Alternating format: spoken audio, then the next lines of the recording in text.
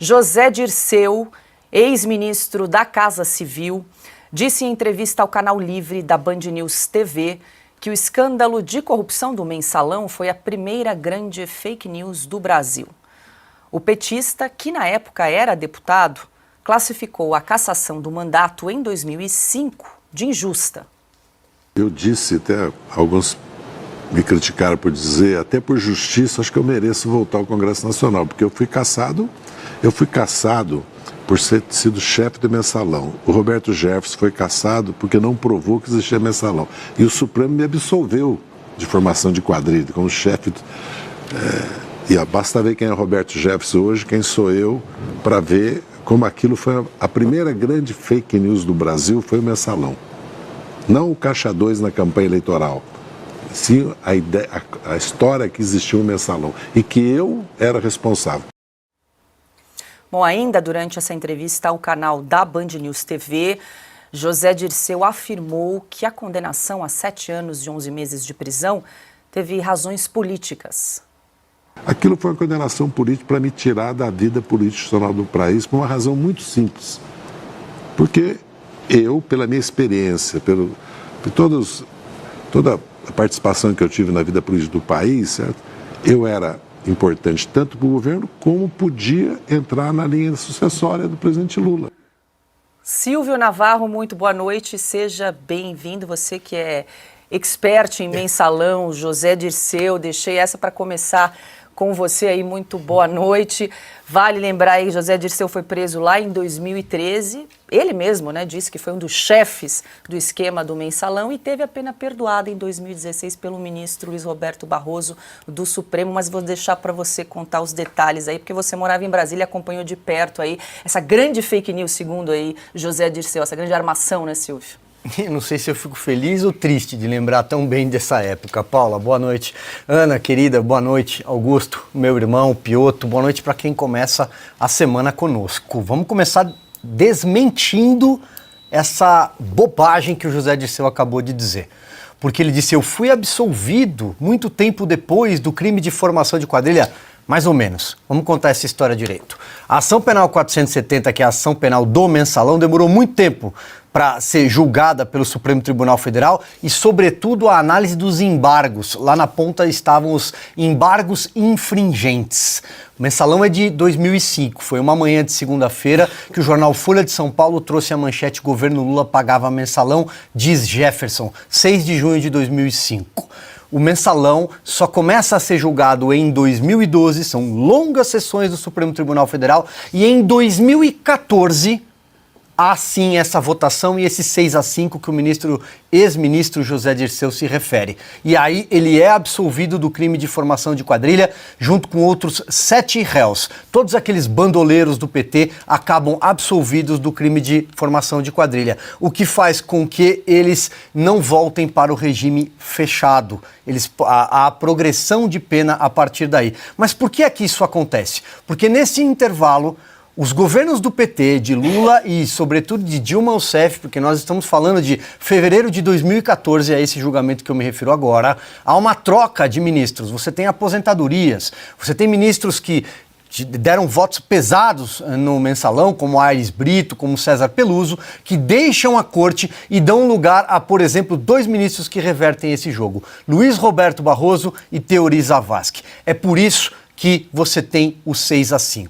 Logo em seguida, o então presidente da corte naquela época, que tinha sido relator do Mensalão, ministro Joaquim Barbosa, diz que foi formada uma maioria circunstancial naquela corte. Essa é a frase dele, eu me recordo como se fosse ontem. Uma maioria de circunstância foi formada aqui. E a partir de agora, coisas estranhas vão acontecer nesse Supremo Tribunal Federal. Muitas decisões serão revertidas. A esse grupo se soma Rosa Weber, que já estava lá, Carmen Lúcia, que já estava lá, Dias Toffoli e Ricardo Lewandowski, que é o grande articulador de tudo isso, porque é o revisor. Ele faz o papel de antagonista do Joaquim Barbosa. Portanto, ali se forma uma maioria. E, além do Joaquim Barbosa, uns que foram ali aos microfones, para dar duríssimas entrevistas sobre tudo aquilo que estava acontecendo, era o ministro Gilmar Mendes. Veja como o tempo muda e as cabeças das pessoas e as atitudes também mudam.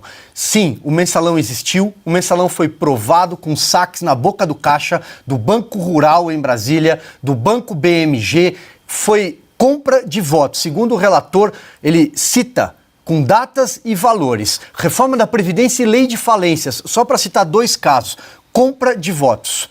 E o Roberto Jefferson, ainda com um tom tanto quanto folclórico nas suas apresentações, nas suas falas, os depoimentos ao Conselho de Ética, que foram 2, a CPI dos Correios, que também foi mais de 1, ele dizia que esse dinheiro chegava em dinheiro vivo, em espécie, em malas, e eram trazidos pelo carequinha, chamado Marcos Valério, o operador do mensalão. E finalizo com mais uma data que trincou a imagem pura do PT. Dia 11 de agosto de 2005, depois de uma longa noite prestando depoimento à Polícia Federal em Salvador, o Duda Mendonça, o marqueteiro da primeira campanha do Lula, ele pega um avião e chega de surpresa na CPI dos Correios.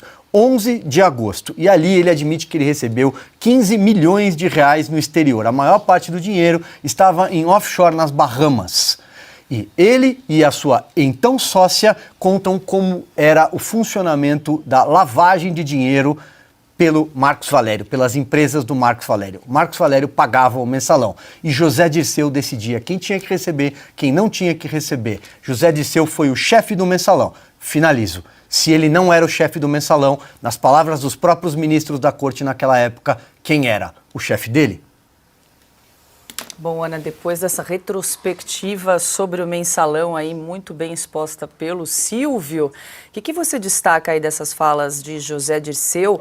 Me chamou a atenção quando ele disse que, nas palavras dele, ele merece, até por justiça, voltar ao Congresso Nacional em 2026. Paulo, eu tenho até medo do Silvio, viu? Dessa caixinha dele aí, porque é incrível. Não mexam com essa caixa maravilhosa do cérebro do Silvio Navarro em relação à nossa política, porque ele vai puxar tudo. O que impressiona, Paula, para mim, é que o que José Dirceu faz é o que nós vimos num livro muito famoso de George Orwell, né? O livro 1984. O livro é de 1949, mas o título é 1984.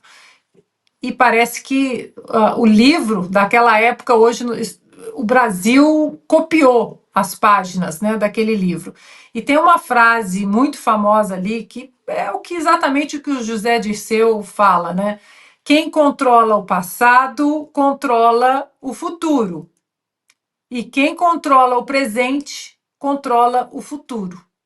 Então, se juntarmos isso com outro propagandista famoso das páginas de regimes totalitários da humanidade, né? Um aí que repetia que uma mentira dita 1000 vezes ela se tornava verdade, é exatamente isso que esse povo quer colocar no Brasil. Apaguem tudo, esqueçam tudo, e se vocês não esquecerem, eu vou repetir uma mentira 1000 vezes até você ficar confuso. Até você começar a repetir a narrativa que eu quero que você repita, de que foi uma mentira. Porque, veja bem, você não vê, a diferença é muito gritante, Paula, quando você vê os articulistas desse projeto de poder, que é o PT, e o José Dirceu é um deles, é um desses cérebros, não aumenta o tom de voz, não grita, como vários, né, no Congresso, que ficam gritando, batendo boca na internet. Ele não grita, ele não sobe o tom de voz, ele mantém ali o tempo todo amarrado numa narrativa que ele vai colocar uma minhoca na sua cabeça de que o que os seus olhos viram é mentira. Acredite no que eu estou dizendo. Ora, isso aí é tática exatamente de quem faz parte de tentáculos de regimes totalitários. É isso que o PT é. É isso. O PT é um regime totalitário. E com essa voz mansa, ele quer enganar o povo. Mas aqui na Revista Oeste nós temos Silvio Navarro. Augusto Nunes, mais um episódio do Faroeste à Brasileira aí, né? Com essa declaração do Dirceu. O Silvio esgotou o assunto na questão do mensalão, é exatamente isso. Eu só acrescento algumas coisas. O Zé Dirceu, ele mente tanto que num Roda Viva de que eu participei, era apresentado pela Marília Gabriela, ele disse que não tinha pronunciado a frase na campanha, numa manifestação do PT, e que hostilizou, tentou atacar o Mário Covas, governador, já com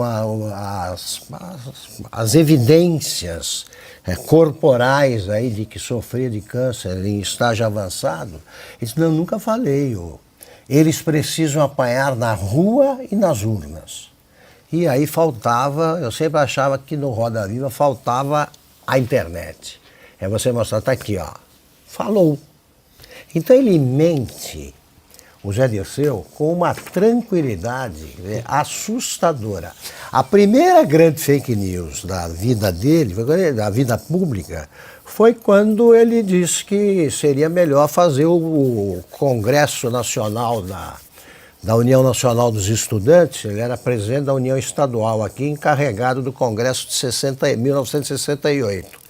Todo mundo achava que tinha que fazer na USP, abertamente, nada de clandestinidade, porque a polícia teria de ousar prender mesmo. Não havia ainda, não tinha sido decretado o AI-5. Falou, não vão prender, porque tem que prender na frente de todo mundo. Ele convenceu o pessoal de que mais seguro era reunir 1.000 pessoas num sítio perto de uma cidade, Ibiúna, que tinha pouco mais de 5.000. Quando os 5.000 viram passar 1.000, e quando o dono da padaria recebeu uma encomenda para entregar 1.000 pãezinhos, ele fazia 30, 40, e era bastante. Ele desconfiou de que alguma coisa estranha estava acontecendo e fez o quê? O que fazem os caras do interior quando estranham alguma coisa. Vai falar com o delegado, com a polícia, pergunta o que está acontecendo. Eles passavam de poncho e conga. Durou uma noite, foram todos presos. Seriam trocados os líderes, entre os quais o Zé Dirceu, pelo embaixador americano sequestrado. Então a primeira fake news dele é o seguinte, foi aquela de mentir para os próprios estudantes. Depois, a grande fake news pessoal também foi ele baixar no Paraná em 1973, 74, com o nome de Carlos Gouveia, se apresentava como negociante de gado, porque ele tinha voltado de Cuba, onde fez um curso de guerrilheiro de festim, nunca tirou com chumbo para não gastar. O Fidel Cuba não tinha dinheiro para gastar com estudante de guerrilha. Ele veio, entrou perto de Goiás, viu que a coisa estava preta, foi para o interior do Paraná, Cruzeiro do Oeste, casou com uma mulher com o nome de Carlos Gouveia, teve um filho com essa mulher, que é o Zeca Dirceu, e não contou quem era, e só quando veio a anistia, o Zé Dirceu refez o nariz dele, que tinha sido alterado por uma plástica, e avisou a mulher, não, eu sou o Zé Dirceu, e foi embora. Foi embora, porque veio a anistia. Esse é o Zé Dirceu. Agora, tem um vídeo que mostra o seguinte, ele começou a fazer o que faz o Zé Dirceu já no comecinho do governo Lula. Porque tinha um assessor para assuntos parlamentares, como chefe da Casa Civil, que ele era, chamado Valdomiro Diniz, que tinha sido presidente da Loterge, que cuida das loterias no Rio, em 2002, e se tornou, em 2003, assessor para assuntos parlamentares do José Dirceu, do governo Lula. Em 2003, ele teve um encontro com o bicheiro Carlinhos Cachoeira para negociatas. É curto e revelador. Vamos dar uma olhada nisso.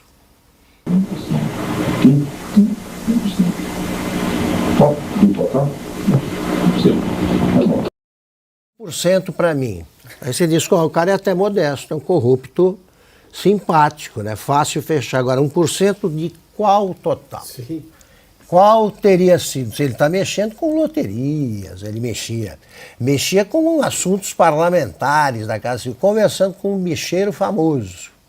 Esse era o homem de confiança do Dirceu, com quem dividia um apartamento, como se fosse uma república, em Brasília, quando o Dirceu foi deputado federal. Esse é o Zé Dirceu. Mente tanto que ele fez com um jornalista amigo um depoimento, prestou um depoimento, iam fazer uma biografia do Zé Dirceu.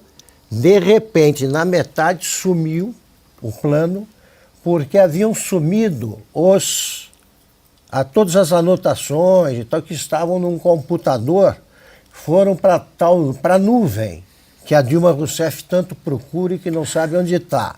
Agora, você já viu isso aí acontecer com algum livro, você que escreveu, ou se você tem tudo que você tem, desaparece. Você não tem nenhuma cópia, nada. Pois bem, o Zé Dirceu não deixou nenhuma cópia, porque ele virou mais tarde o J.D., né, como ele era conhecido, como facilitador de negociatas. E aí enriqueceu mesmo. Continua agora querendo voltar à cena do crime, porque só ele vai ficar fora.